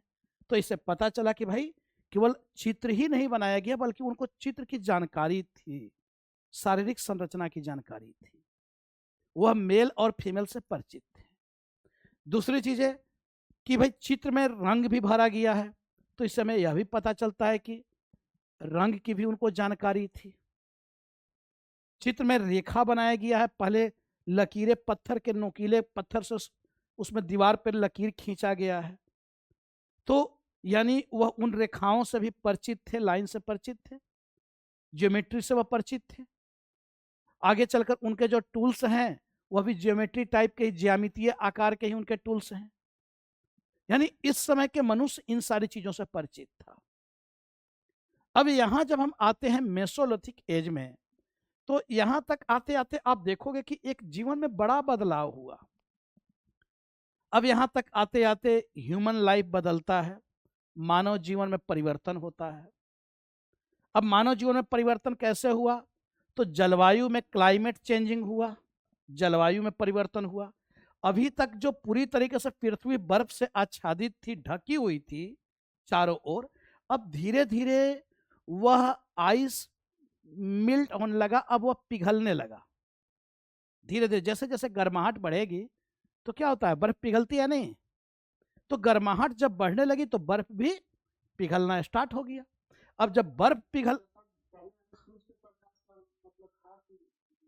नहीं, सूर्य का तो प्रकाश रहेगा ही ना, लेकिन इतनी बेटा इतनी गर्मी नहीं थी। अब सूरज ऐसा थोड़े है कि आपको जहां पे आज जम्मू कश्मीर में सूरज नहीं निकल रहा है क्या? तब तो इसका यह मतलब थोड़े कि आप भाई जैसा पूरा, अब देखो कि पूरी फेज एकदम, अब धीरे धीरे बहुत सारे जीव जंतु का उद्भव हुआ, जन्म लिए, बहुत सारे वृक्ष उठाए, तो गर्मियां बढ़ेंगी ना फिर धीरे धीरे, टेम्परेचर हीट होगा या नहीं होगा? और जब टेम्परेचर हीट होगा तो फिर बर्फ पिघलना स्टार्ट होगा या नहीं? तो बर्फ पिघलना स्टार्ट हुआ। तो जब बर्फ पिघलना, तो हिमालय भी तो पूरी तरीके से बर्फ से ढकी हुई होगी या नहीं? अब हिमालय से जब बर्फ पिघलना स्टार्ट होगा तो वह बर्फ पिघलेगा तो फिर नदियों का निर्माण होगा, बहुत सारी अवसादों को काट छांट कर आपको बहाकर लाया जाएगा। तो इससे क्या होगा? इससे आपको उत्तरी मैदान, जो नॉर्दर्न प्लेन, जो प्लेन है, उसका निर्माण होगा। तो इससे उत्तरी मैदान का निर्माण हुआ, और सारी हिमालयी नदियां आज भी आप देखते हो कि सारी नदियां हिमालय से ही तो निकल रही हैं ना, बहुत सारी। तो यह नदियां आपको निर्मित हुई, इससे मैदान का निर्माण हुआ। अब इस समय तक आते आते चूंकि अब टेम्परेचर बढ़ने लगा, अब क्लाइमेट चेंज हुआ, तो क्लाइमेट चेंज होगा तो ह्यूमन लाइफ में भी चेंजिंग आ जाएगा। अब यहाँ पे चूंकि नदी का निर्माण हो गया, हम भी पहाड़ से नीचे उतर गए, टेम्परेचर बढ़ा, तो हमें भी पानी की आवश्यकता हुई, तो हम नदी के तट पर रहना स्टार्ट करेंगे या नहीं करेंगे? तो हमने धीरे धीरे नदी के तट पर रहना स्टार्ट किया। नदी के तट पर आए तो हमने देखा कि भाई अब नदी जब बाढ़ आ रही है, फ्लड आ रहा है, तो फिर जब पानी वापस जा रहा है तो उसमें कुछ मछलियां रह गई। तो अब हम क्या करेंगे? अब शिकार क्या करेंगे? हमारा शिकार भी बदल जाएगा या नहीं? जो हम बड़े जानवरों को मारते थे, तो अब हम क्या करेंगे? शिकार कैसे जानवरों को करेंगे? छोटे जानवरों का करेंगे। अब मछली मार लेंगे, पक्षी को मार लेंगे, चिड़ियों को मार लेंगे, तो अब इसी को हम काम चला लेंगे, यानी इन सब चीजों को हम शिकार करेंगे। तो इसके लिए हमारे टूल्स में भी चेंजिंग होगा या नहीं? औजार बदलेगा या नहीं? अब जिससे हम हाथी मारते थे क्या, जिससे हम हाथी मारते थे क्या उसी से हम मछली मारेंगे? उससे नहीं मारेंगे ना। चिड़िया को मारना है, क्या हम उसी से मारेंगे? बड़े पत्थर से ही मारेंगे? तो हमारे टूल्स क्या हो जाएंगे? औजार क्या हो जाएंगे? हमारे औजार बदल जाएंगे। तो यहाँ पे कैसे औजार हो जाएंगे? छोटे औजार, छोटे छोटे औजार। यहां तक आते आते आप देखो तो मानव जीवन में बड़ा परिवर्तन हुआ। अब हम छोटे जानवरों का शिकार करने लगे। अभी भी हमारी लाइफ कैसी है? हंटिंग लाइफ ही है। अभी भी हमारी लाइफ कैसी है? हंटिंग लाइफ है। अभी भी हमारी लाइफ कैसी है? गैदरिंग लाइफ है। ठीक है, अभी भी हम सामूहिक जीवन ही जी रहे हैं, अभी भी हम शिकारी जीवन ही जी रहे हैं। अभी हमारे पास परमानेंट सेटलमेंट, अस्थाई निवास अभी हमने नहीं बनाया है। अभी भी हम यायावरी जीवन ही जी रहे हैं, एक स्थान से दूसरे स्थान। लेकिन इस फेज तक आते आते एक बड़ा परिवर्तन हुआ कि अब हम छोटे जानवरों का शिकार करने लगे, मछली का शिकार करने लगे, अब हम पक्षियों का शिकार करने लगे। इसके लिए, पक्षियों के शिकार के लिए हमें जरूरत पड़ा औजार का। तो इस समय क्या हुआ? सैटेलाइट टेक्निक विकसित हुआ, तीर धनुष का आविष्कार हुआ। ये तीर धनुष का आविष्कार एक बहुत बड़ा आविष्कार है बच्चों। आज के आप उसे अग्नि और ब्रह्मोस समझो कि हमने अपनी मारक क्षमता का विकास कर लिया। यानी अब दूर बैठकर भी हम मार कर सकते थे या नहीं? अभी तक बड़ा पत्थर लेकर हमें जाना पड़ता था शिकार करने के लिए, तो एकदम नजदीक से जाकर मारना पड़ता था ना। अब क्या हुआ कि अब दूर की चीजों को भी हम निशाना लगा सकते हैं गुलेल से। तो आपसे पूछा जाएगा कि तीर धनुष का आविष्कार किस काल में हुआ? पूरा पाषाण या मध्य पाषाण? किस काल में? मध्य पाषाण। गुलेल का आविष्कार किस काल में हुआ? आग का आविष्कार किस काल में हुआ? मध्य पाषाण काल बेटा।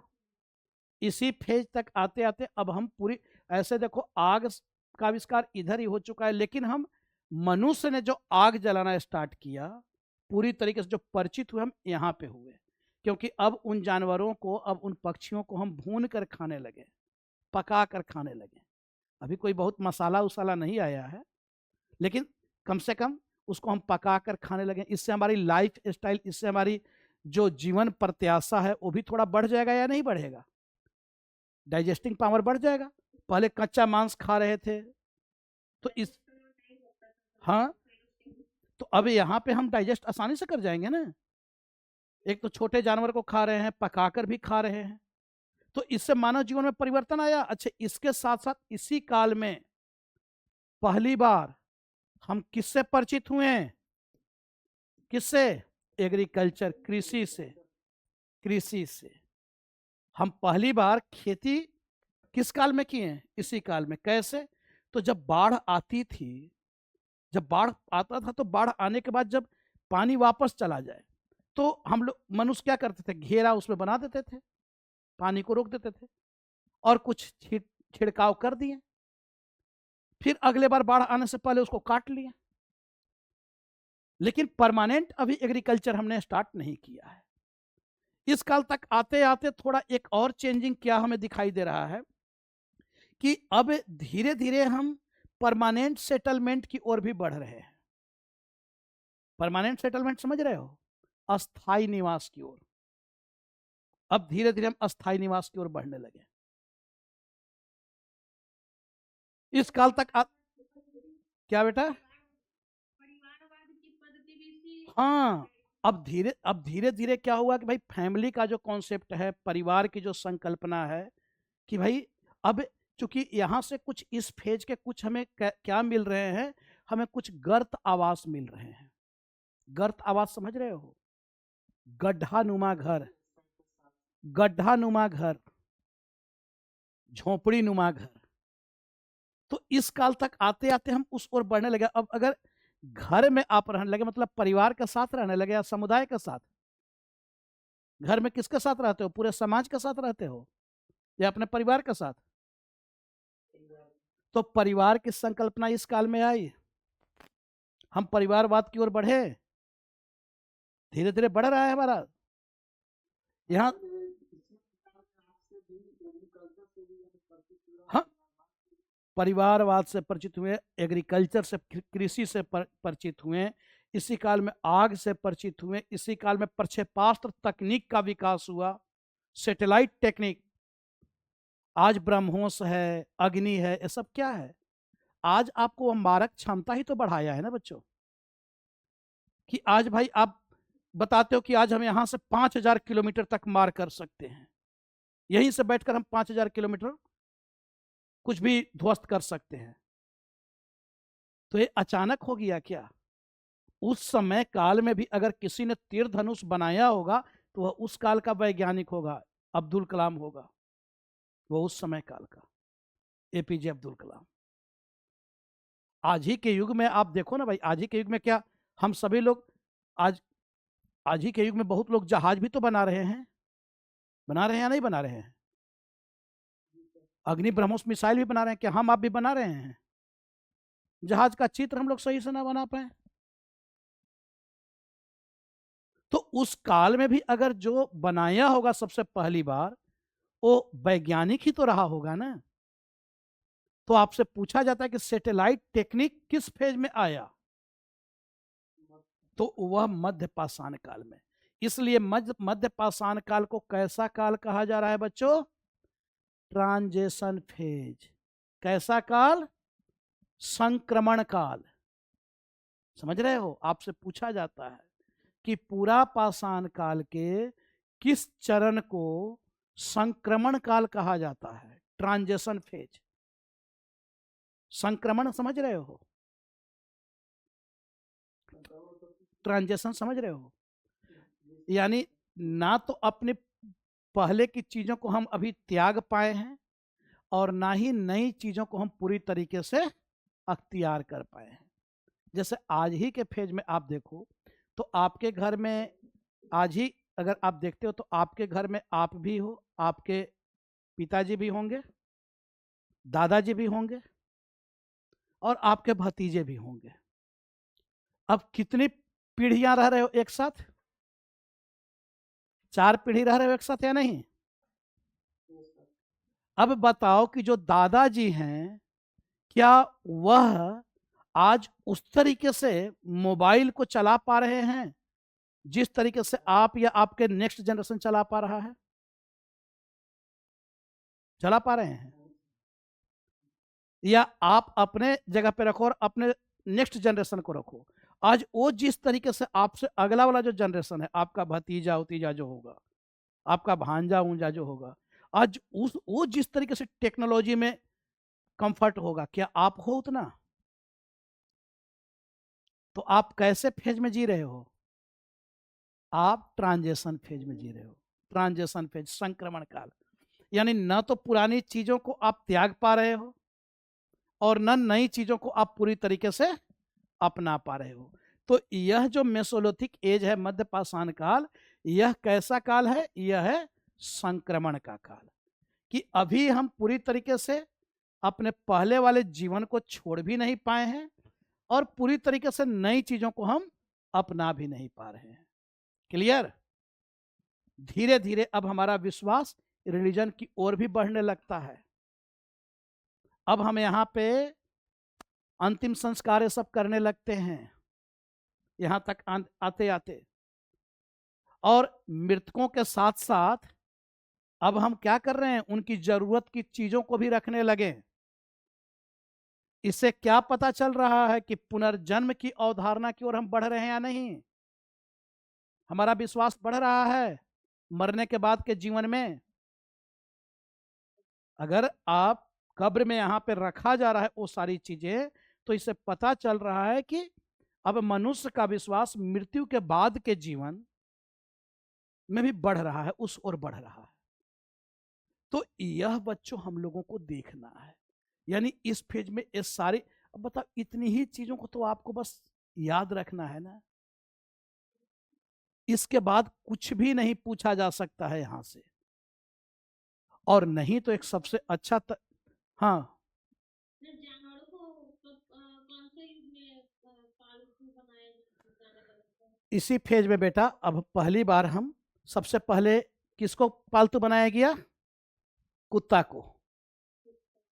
ठीक है, तो इसी काल में पशुपालन का भी शुरुआत हुआ और सबसे पहले किस जानवर को पालतू बनाया गया? कुत्ता को। कृषि की शुरुआत इसी काल में। आपको मृत्यु के बाद के जीवन में विश्वास इसी काल में। प्रक्षेपास्त्र तकनीक, सैटेलाइट टेक्निक इसी फेज में। तो बताओ कितना बड़ा परिवर्तन इसमें हो रहा है, हो रहा है। और यही परिवर्तन जब आगे के फेज में हम आएंगे तो इस काल तक आते आते इतना बड़ा परिवर्तन हो जाएगा कि इस परिवर्तन को जब बड़े स्तर पर अगर किसी भी आपको परिवर्तन हो किसी समाज में किसी काल में, तो उस घटना को क्या कहा जाएगा? जब परिवर्तन बड़े स्तर पर हो, मान लो आपके लाइफ में बड़े स्तर पर चेंजिंग हो जाए तो क्या कहा जाएगा? रिवॉल्यूशन कहा जाएगा या नहीं? क्रांति कहा जाएगा या नहीं? तो इस काल तक आते आते एक बड़ा परिवर्तन होता है। इस परिवर्तन को क्या कहा जा रहा है? क्या कहा जा रहा है? नियोलिथिक रिवॉल्यूशन, नवपाषाणिक क्रांति। इस काल तक आते आते क्या हो गया?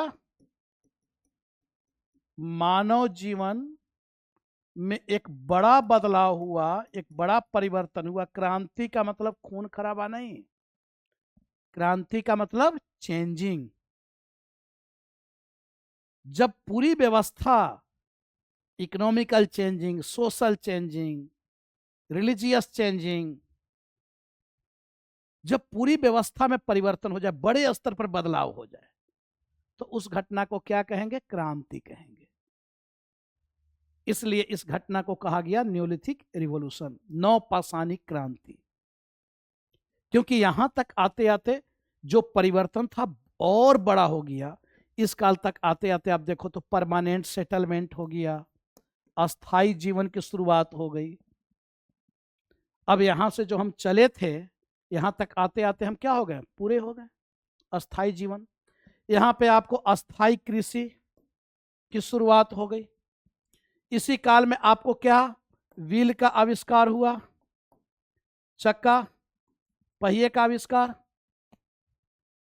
यहां पे अब देख रहे हो कि पोट्री, मृदभांड, मृदभांड, मृदभांड समझ रहे हो? बर्तने, बर्तने मिट्टी के, और मिट्टी के बर्तने किस पे बनाए हुए हैं? वह चक्के से बनाए हुए हैं, चाक निर्मित है।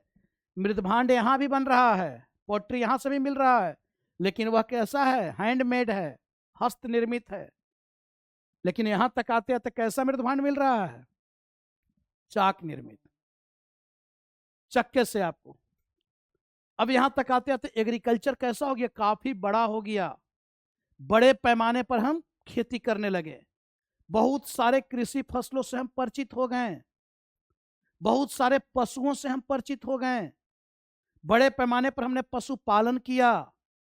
अब यहां तक आते आते हमारा लाइफ स्टाइल चेंज हो गया।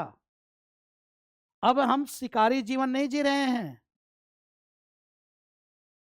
अभी तक हमारा जीवन कैसा था? हंटिंग लाइफ था ना, यहां तक हंटिंग लाइफ, शिकारी जीवन था। लेकिन यहां तक आते आते हमने शिकारी जीवन, शिकार अभी भी है, कर रहे हैं, शिकार तो आज भी लोग करते हैं। लेकिन अब हमारी निर्भरता किस पर बढ़ गई? खेती पर। अभी तक हम क्या थे? खाद्य संग्राहक थे, फूड कलेक्टर। चाहे यह फेज हो चाहे यह फेज हो बच्चों, अभी तक हम क्या कर रहे थे? अपने खाद्य पदार्थों को क्या कर रहे थे? कलेक्ट कर रहे थे, संग्रह कर रहे थे, रखते जा रहे थे। अब हम क्या हो गए? फूड प्रोड्यूसर, खाद्य उत्पादक। अब हम उत्पादन खुद करने लगे। अब हमें कलेक्ट करने की, रखने की जरूरत नहीं है। तो बताओ इतना बड़ा परिवर्तन होगा तो यह छोटी घटना है क्या? अस्थाई बस्तियां बसने लगी, ग्रामीण बस्तियां बसने लगी, गांव बसने लगे। इसी काल तक आते आते एक नई मेटल से हम परिचित हो गए, धातु। वह धातु कौन सी है? तांबा, कॉपर। तो इसी फेज तक आते आते एक हम धातु से भी परिचित हो गए, वह धातु कॉपर है। अब एग्रीकल्चर में हम पशुओं का इस्तेमाल करने लगे हैं। अब खेती हमारी बढ़ गई, हम हल से खेती करने लगे हैं, उत्पादन बढ़ गया, सरप्लस की स्थिति हुआ, अधिशेष उत्पादन होगा तो व्यापार भी होगा या नहीं होगा? तो व्यापार हो गया। व्यापार में कैसे व्यापार? बार्टर सिस्टम, वस्तु विनिमय प्रणाली पर आधारित वस्तुओं की अदला बदली। जैसे आज भी गांव में सोन पापड़ी आता होगा तो आप लोहा देकर खाते होगे, है ना? हाँ, तो होता है ना, वस्तुओं की अदला बदली करके।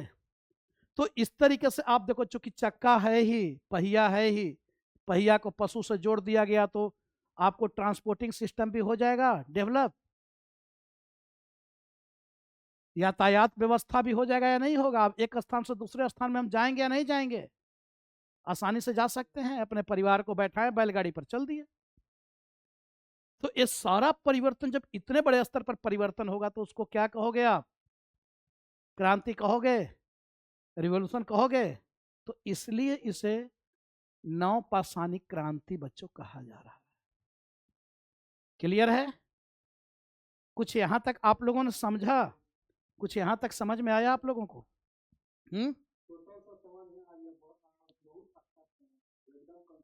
तो बेटा यही तो पढ़ना हम लोगों को है ना, इससे ज्यादा की जरूरत है?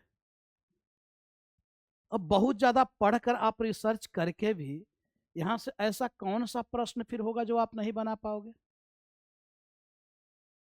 कुछ ऐसा लग रहा है कि इसके बाद भी अगर कोई ऐसा प्रश्न आए तो आपके रेंज से वह बाहर हो जाए? ऐसा संभव नहीं है। क्लियर है? स्पष्ट है? तो हमें अभी तो बस मैंने अब सारी चीजों को लिखवा दूंगा तो वही आपका नोट्स हो जाएगा, ये सारी चीजें आपको दे दिया जाएगा स्टडी मटेरियल के रूप में, आपको बस एक रिवीजन करना है, उसे बस पढ़ लेना है और ऐसे कर करके आपका कंप्लीट तैयारी हो जाएगा।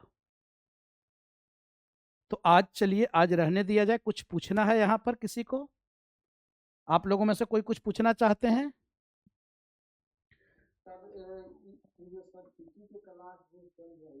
हाँ, ये बेटा, हाँ, बीपीएससी के प्रीलिम्स हम लोग पहले समाप्त कर देंगे, आपको 1 महीना पहले हम लोग छोड़ देंगे।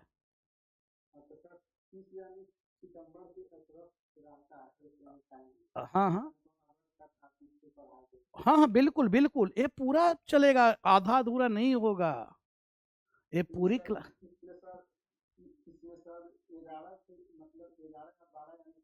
हाँ बेटा, सारी सारी सारी, हाँ हाँ, सारी चीजें पढ़ाई जाएंगी इसमें, कोई एक दो आधा ही अधूरी थोड़ी चीजें कराई जाएंगी, पूरी सारी चीजें कराई जाएंगी, सब सब्जेक्ट। अब कल जैसे आप देखोगे, कल दूसरे टीचर आएंगे इकोनॉमिक्स वाले, पहले उनको भी देख लो आप लोग, ठीक है? कल इकोनॉमिक्स वाले टीचर पढ़ाएंगे, तो फिर एक दिन ज्योग्राफी वाले टीचर पहले पढ़ा देंगे, पहले एक एक दिन देख लेंगे, उसके बाद फिर हम लोग रेगुलर वे में इसको स्टार्ट कर देंगे। ऐप पे क्लास चलेगी, ऐसे ही आप जैसे बोल रहे हो तो इस तरीके से जूम पे भी क्लासेज होंगी, ठीक है? जूम मीटिंग पे। हाँ बेटा, ये बीपीएससी का फॉर्म वगैरह कब से भरना स्टार्ट होगा? अभी अब नोटिफिकेशन इसका आ जाएगा बेटा, अभी जैसे ही मेंस का डेट आए, अभी मेंस, अब जैसे प्रीलिम्स का रिजल्ट आ गया है, तो जैसे ही मेंस, अभी प्रीलिम्स का रिजल्ट आया, आप देखना कि जल्दी ही आपका नोटिफिकेशन आ जाएगा अगला प्रीलिम्स का, मेंस के स्टार्ट होने से पहले ही आ जाएगा। सर तो ये प्रीलिम्स कब तक इसका डेट आएगा? जैसे कब तक एग्जाम होगा प्रीलिम्स का, फिर मेंस का कब होता है? आप ये मान कर देखो, इसका कोई डेट वैसा तो नहीं होता है, लेकिन आप ये मान कर चलो कि अप्रैल तक, मुझे जो लग रहा है कि अप्रैल तक आपको, अप्रैल तक ये सब कुछ पूरा करवा लेंगे और अप्रैल मई में एग्जाम आपका हो जाएगा, प्रीलिम्स का? हाँ, प्रीलिम्स का, ठीक है? हाँ हाँ, ऐसा कुछ बीपीएससी का, हाँ, नहीं, बीपीएससी का ऐसा कोई अभी तक वो नहीं है, लेकिन वो मेंस से पहले आपको एग्जाम ऐसा सितंबर में होता है, लेकिन अभी हमारे पास टाइम है ना, हम लोग अगर अभी से स्टार्ट करेंगे तो हम लोग पूरा कंप्लीट।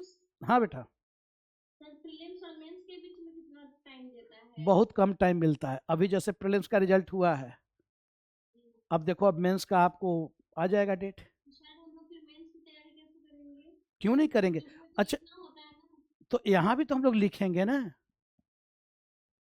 यहाँ भी तो हम लोग लिखेंगे। उसमें आंसर राइटिंग करना होता है ना? हाँ बेटा, तो वो तो आंसर राइटिंग वाला भी उसमें टाइम मिलेगा आपको 3 महीने का, सब कुछ पढ़े रहोगे तभी तो आंसर लिख पाओगे बेटा, वही बात है सर। है ना। सब कुछ पढ़े, अब मान लो यहीं पे मैं आपको दे दूं कि नवपाषाण काल को नवपाषाणिक क्रांति की संज्ञा क्यों दी गई, तो नहीं लिख सकते हो क्या आप कि भाई नवपाषाणिक क्रांति क्यों कहा गया? क्रांति का मतलब क्या है? एक बड़ा परिवर्तन, मानव जीवन में परिवर्तन हुआ, जलवायु में परिवर्तन हुआ, क्लाइमेट चेंजिंग हो रहा है, ह्यूमन लाइफ में चेंजिंग हो रहा है, क्या क्या चेंजिंग हो रहा है सारा चीज बताओ। और यही घटना इतने बड़े स्तर पर हुआ जिसके कारण इसे क्रांति की संज्ञा दी गई, यही बतला। तो इसके लिए आपको पहले नॉलेज होगा तभी तो लिखोगे ना, जी सर। ठीक है। तो इसको हम लोग क्लास को कंटिन्यू आप लोगों को रहना है, सीरियस आप लोग हो या नहीं पहले जी जी सर। सर। इस बार? मतलब कितना टाइम सर हम आपका क्लास देखते हैं, हमको क्लास अच्छा लगता है कि आप जो भी पढ़ा है हाँ हाँ दिमाग की कहानी की तरह हमको ना लगता है कि थोड़ा भी क्वेश्चन पढ़ेंगे तो दिमाग सब कर ले।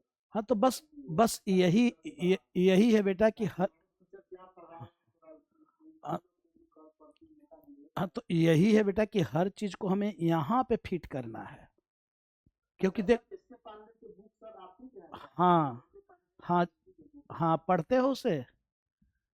जी सर एक हाँ हाँ, तो पूरा, हाँ, पूरा रट डालो, है ना, पूरा रट डालो एकदम, ठीक है। वही हमको लग रहा है इसके पांडे में आती है। तो चलिए इसको अच्छे से आप लोग कीजिए, और बहुत सारे वीडियो आपको मिल जाएंगे हमारी, आप यूट्यूब पे डालना, है ना, देखोगे आपको बहुत सारी वीडियो मिल जाएंगे। और वीडियो का जब पूरी क्लास करोगे तो पूरी क्लास आपको यहीं से मिलेंगे। अब वीडियो तो छोटा छोटा क्लिप होता है। बुक्स वगैरह क्या पढ़ना होगा सर? स्टार्ट क्या हाँ बेटा, पहले उस इंट्रोडक्शन वगैरह पढ़ना होता है? नहीं बेटा, अब एनसीईआरटी आप क्यों टाइम वेस्ट करने जाओगे, है ना। डायरेक्ट अगर आपको एनसीईआरटी से लेकर एडवांस लेवल तक बताया जाएगा तो क्या जरूरी है हमको एनसीईआरटी पढ़ना।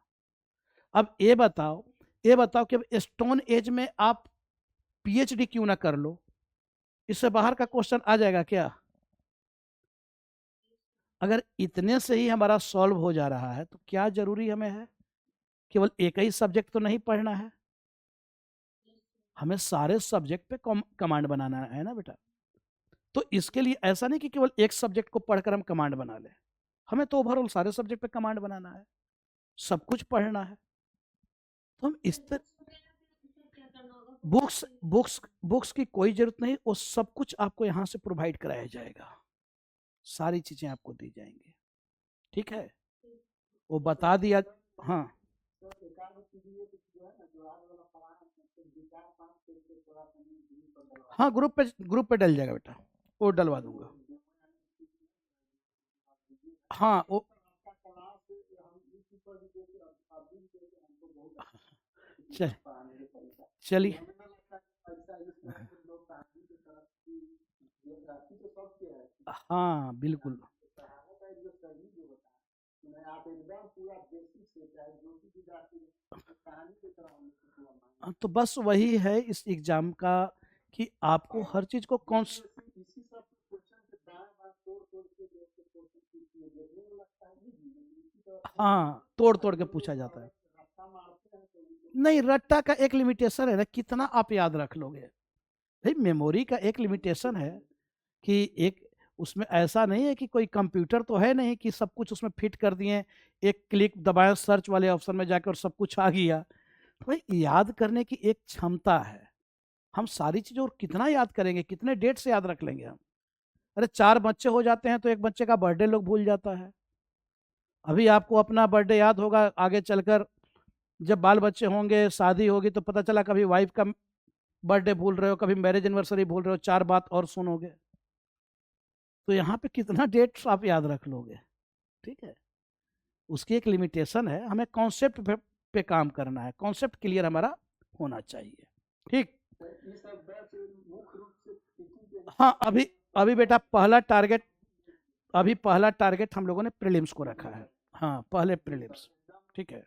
मतलब सर टीचिंग के एग्जाम सर जैसे कहिए कि आप पहले तो समझ रहे कि हम लोग सर आते हैं बस में यानी बाइक में आते हैं बस के ड्राइवर है बस ऐसा देखिए बस एकदम आप लोग एकदम निश्चिंत रह सकते हैं कि एक्सीडेंट नहीं होगा, क्योंकि लंबे वर्षों का चलाने का अनुभव रहा है, तकरीबन अब तो 24-25 साल हो गया, तो आप एकदम मतलब परफेक्ट ड्राइवर के उसमें आप हैं, आप सेफ हैं, आराम से आप बैठे रहिए, कोई दिक्कत नहीं होगा, आप मंजिल तक पहुंच जाएंगे, वो पहुंचाने की जिम्मेदारी हमारी है।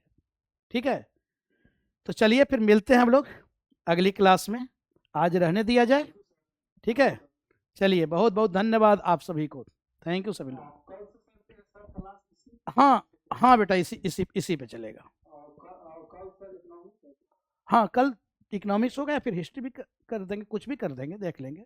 ठीक है, फिर रेगुलर वे में आपका स्टार्ट हो जाएगा, पहले नहीं होगा तो इकोनॉमिक्स करवा दे रहे हैं एक दिन, उसके बाद फिर हम लोग हिस्ट्री पे आ जाएंगे। स्टार्ट हम लोग कर लेंगे, कोई भी एक सब्जेक्ट लेकर चलेंगे, उसको पूरा कंप्लीट करेंगे। हाँ, ठीक जी, जी। ठीक। पहले वाले सर इतिहास से जो हाँ पहले, हाँ हाँ पहले, हम नॉर्मल तो हम लेकिन किसी कुछ नहीं है जो आप जो पढ़ा रहे हाँ हैं दुनिया में सब कर हाँ हाँ, तो बस वही है कि सारी चीज़ों को एक बार हमें कंबाइंड कर लेना है, कंप्लीट कर लेना है, फिर उसी से आसानी से रिजल्ट हो जाता है। ठीक है, चलिए फिर मिलते हैं कल हम लोग। चलिए, बहुत बहुत धन्यवाद, शुभ रात्रि सभी को।